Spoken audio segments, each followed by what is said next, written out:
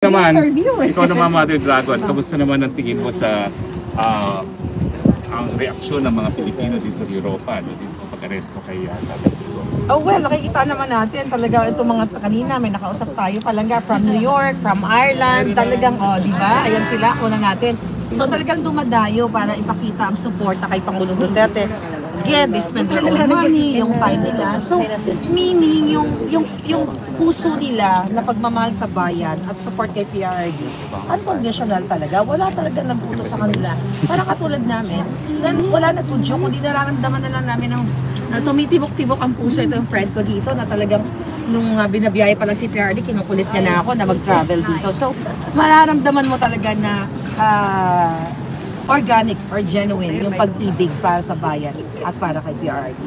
Yes. At ano naman ang advice mo sa mga Pilipino na gusto pumunta rito para pasilayan man lang si Presidente, pero hindi mangyayari yun kasi talagang family na nakakakita. Walang advice ko sa kanila, pwede pa rin sila pumunta. Imbes na mamasyal sila sa Pilipinas, kasi mas nakakatakot magbakasyon sa Pilipinas right now, dahil bumabalik yung mga tanimbala.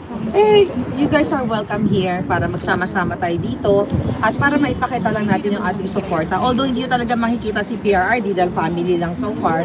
So yung being here is already a historic na feeling na wow, I've been there, di ba? After 5 years, 10 years, kung ano man ang mangyari sa mga buhay natin, may kukwento natin sa ating mga anak, mga pamilya na pumunta ako dyan.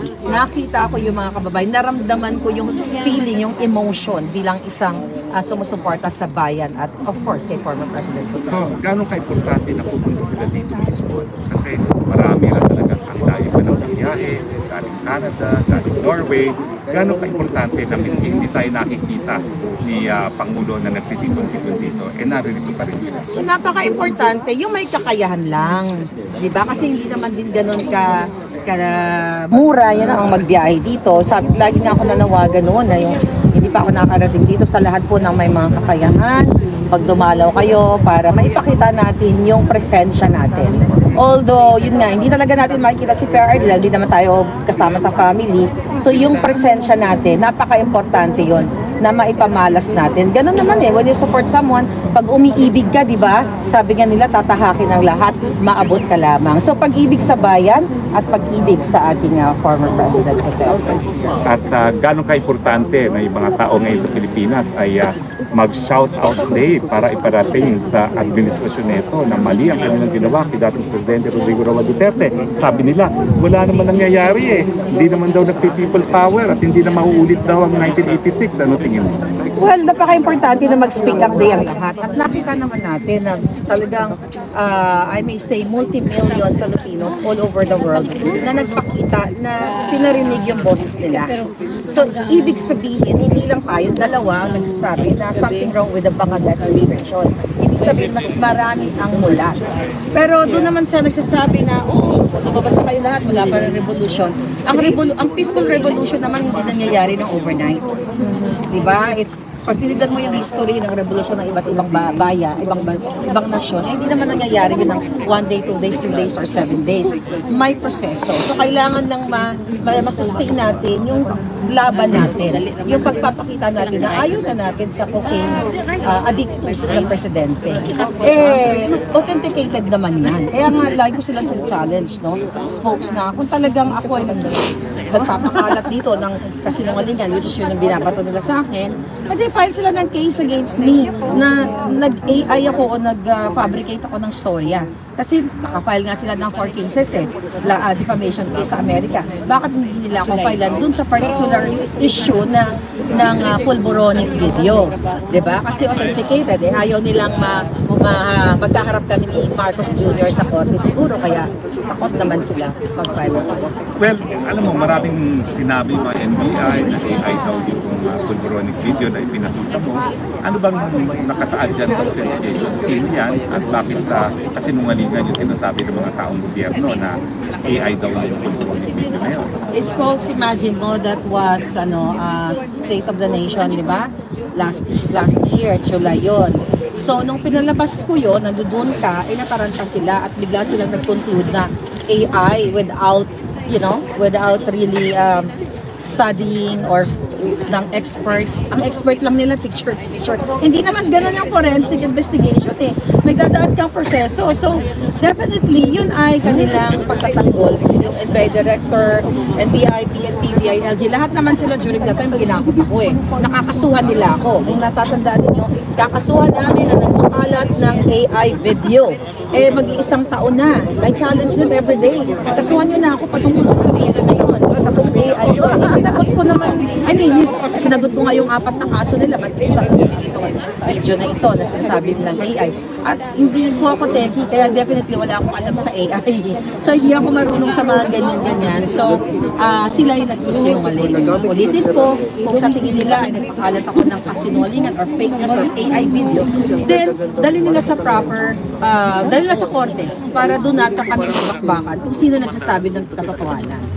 Well, alam mo, ngayon lang po nagkaroon ng pagkakataon na interviewin ng Mahal. So, ito na yung pinakikita. Ano bang nangyari? Ikaw ang pinakamatinding supporter ng Marcos Jr.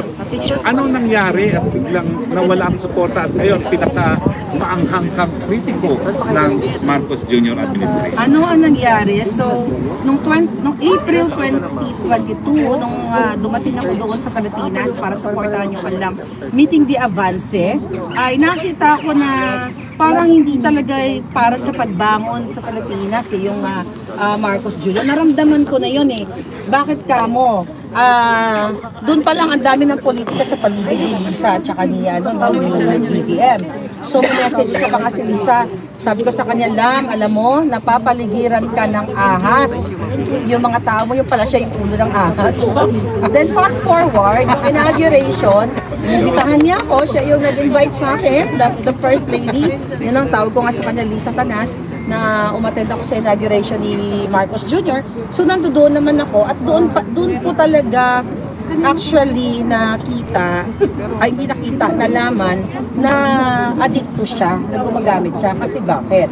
Namit ko yung mga friends nila eh. Denial pa kasi ako eh, na hindi totoo yung about the drug addiction niya. Siyempre, bulag, the supporter, bulag ako dyan that time. Hindi ako naniniwala until na namit ko itong mga friends niya.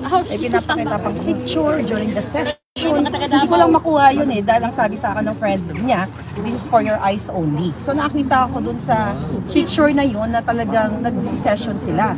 At even mga negosyante doon sa Pilipinas, yung iba doon, mga namimit ko. Alam ng community na nag-a-addict talaga si Marcos Jr. So sabi ko, ito ba yung sinuportahan ng presidente na addict? Kasi may nakita ako mga picture. During that time, wala pa akong video na nakita eh. Pictures pa lang at yung mga testimonial ng mga taong kakilala nila. So ayoko talagang paniwalaan yon. So binigyan ko siya ng chance na nakabalik na ako ng Amerika. So yung mga OFW na mga nagpa-follow sa akin, nagme-message sa akin, may mga problema. So nakaupo na to si Marcos sa Marlica, ito kami, ito yung sitwasyon namin. So nasanay ako ng PRRD Times. Pino-forward ko yun sa mga agencies na pwede makatulong. Ito, pin-forward ko, akala ko mas marami tayong matutulungang OFW kasi direkta ako kay Lisa. Pino-forward ko sa kanya, Lam, ito may problema. Deadma yun, sing-zone talaga. Wala siyang sinabi, okay Marlica, I will forward to this agency, to that. Sabi ko, bakit wala siyang pakialam sa problema ng mga Pilipino?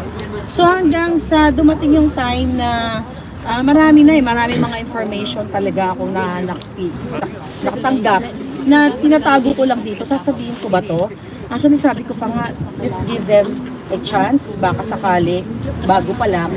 Hanggang sa hindi ko na kinaya. So yung una spokes yung I think sa Sibuya, sugar smuggling. So hanggang sa dumating na yung mga information from different people, from different putting us in the government. Kaya sabi ko, talagang hindi sila para sa bayan. So yun, doon nagsimula na ako. Kaya sabi ko, wala naman akong, sumuporta naman ako sa kanila na wala naman akong hiningin kapalit. Diba? At ang iniisip ko para sa pagbangon na muli ng Pilipinas. So hindi naman ako nangingi ng pwesto, which hindi naman ako qualified talaga. Diba? So yun ang binabato nila sa akin. Pero ang katotohanan, kaya po ako nagsalita laban sa mga bangag na ito. Number one, nang nakita ko yung photo na si Marcos Jr. ay nagbabangag talaga. Then ito yung mga anomalya and syempre yung video lalo na pinaka-authentic dito sa Amerika. So yun na yun. At saka yung mga ginagawa nila sa atin. May progress ba ang Pilipinas? Wala. Di ba? Yun lang yun eh. Walang... Oh, ano yung nakita mong picture? Describe kung ano yung nasa larawan. Nagiinuman sila. Although yung picture na yon hindi siya ganun ka-latest. That was 2022. Nagiinuman sila. Well, yung iba doon patay niya eh. Yung kaibigan niya. Patay na nandun sa picture. Tapos may sumisingot. Tapos yung mga sabog, parang talagang sabog sila. Yung table is may mga food, may mga alak, you know, iba-ibang klase ng alak. Tapos nagsisession sila. Siguro mga hindi ako nagkakamali doon sa picture na yun, siguro mga 7 to 8 na tao doon sa picture na yun. Hindi mo pa napapakita sa publiko yan? Wala kang kopya nun? Wala kang kopya nun kasi sabi nung kailala nila, this is for your eyes only. Hindi niya binigay sa akin. Just to prove a point. Ang sabi pa nga niya, you know what? Marami naman mga successful na na mga business people o business person na nagpa-function even though gumagamit sila ng pulburon. So ako naman, during the time na sinabi sa akin, sa loob-loob ko lang yon. Pero kasi denial pa na, okay, sabi ko na ganun yung thinking niya. Pero umasa pa rin ako. Umasa din ako sa sinabi niya na sana nga kahit na gumagamit siya, gawin niya yung tama para sa Pilipinas. Umasa ako as their supporter. Kaya nga hindi ako naglabas kaagad ng ganong issue eh. Inantay ko talaga na may mag-trigger o magkaroon ng grounds para mag-speak up ako at sabihin sa totoong mga Pilipino na eto yung sinuportahan ko. Addictus. Okay, ano ngayon ang masasabi mo sa mga kapwa mo mga loyalists na hanggang ngayon ay naniniwala pa rin kay Marcos Jr.? Well, yung mga loyalists karamihan na mga naniniwala sa kanila, sila ay nababayaran. Meron akong dokumento dyan na sila, may mga nilabas na ako. Yung mga jobs na nababayaran talaga nila yon, bayad sila. Doon naman sa mga walang connection sa Malacanang na nagbubulag-bulagan pa rin, idilat niyo po ang inyong mga mata. Ito lang ang challenge sa inyo eh. Kung ako ay para lang sa pera, kung ako ay para sa posisyon, hindi na po ako nagsalita. Diba? Nandoon na ako, katabi ko na First Lady. Pwede na ako magsunod-sunuran sa kanya. I can make millions of billions of money na nakawin ko sa inyo. Pero I chose to fight for what is right. Mga kaibigan, nasa spokes-awan nyo lang nakita for the first time ang kwento ni Maharlika at bakit siya na-disgusto sa Marcos Jr. administration. Meron bang mga tanong? May mga katanungan ba? Galing kahit kanino. Palangga ng bayan. Nagkita rin ni First Lady sa Never. Paano niya ako kikitain? Diba? Tsaka hindi ako may pagkita kasi it's either gugurgurin niya ako or jajampalin ko ang feslak. Diba? Kasi may assassins eh. Kung ayaw niyo po ma-community standard sa Facebook, gamitin niyo lang ang vocabulary. Gamitin nila yung vocabulary ko para hindi tayo Kaya community ang standard. favorite word ko ay Jutang Genemes. Hindi kami magkikita noon, 'di ba? Takot lang niya. Genemes naman.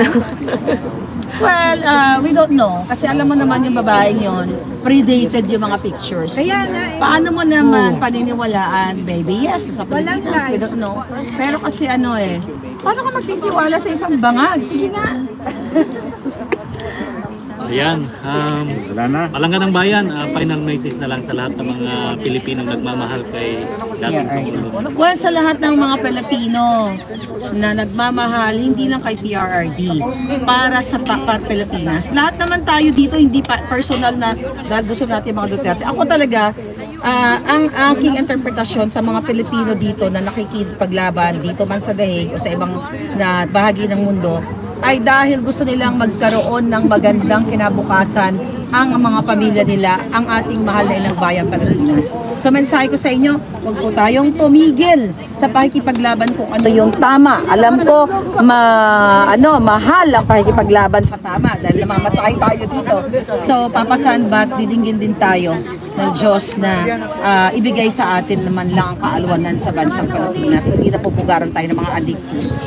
Ayan, para naman kay spokes ng bayan, final message. Well, alam niyo po, maraming salamat sa suporta na binibigay niyo sa akin, sa Pilipinas, sa Netherlands. Sa akin po, secondary lang yung pagiging abogado ng Presidente. Sumunod po lang po na sinuportahan natin ang Presidente Duterte dahil tama ang pinagiging pamumuno sa Pilipinas. Sa panahon niya, naging mapayapa ang Pilipinas. tumakbo ang ating ekonomiya, tumaas ang ating turismo, nagkaroon ng mas mabuting kabuhayan ang mga Pilipino. At lalong-lalo na ngayon na nakukumpira natin sa administrasyon ni Marcos Jr. No?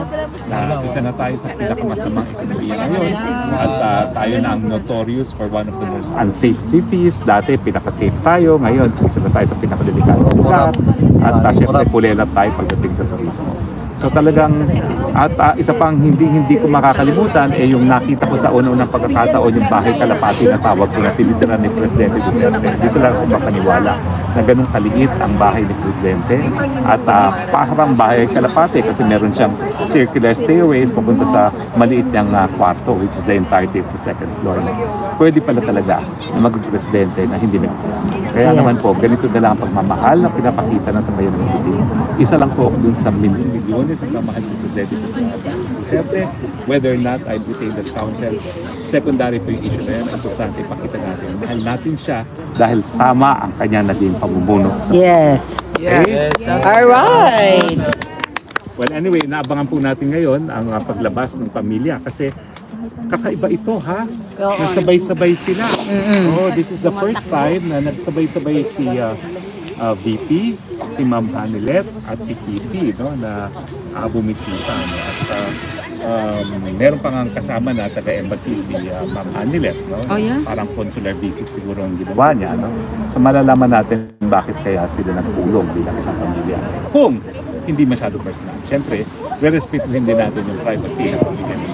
But I'm sure, pagkatapos ng meeting ay magsasalita, magbibigay ng update. Around what time? Abangan po natin. Yeah, Okay? abangan natin. Alright. Thank you, Palangga ng Bayan. Oo, yun na lang muna at magbabalik kami sa aming live mula din sa The Hague, sa Netherlands. Again. Again, bangag, 1, 2, 3. Bangag, bangag, bangag. bangag, bangag, bangag. Bangag, bangag, bangag. Bago yan Ulit. Hindi ikaw yung taga-inquire, ikaw ba yun? Tayo simanay tayo. Ay, 7 Okay. End ko na. Todo lang. Hindi ko na